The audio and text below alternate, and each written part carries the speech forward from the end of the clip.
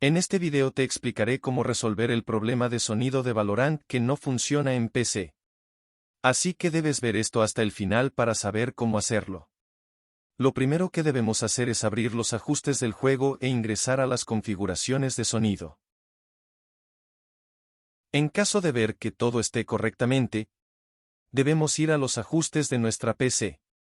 Ahora debemos asegurarnos que la salida sea la correcta.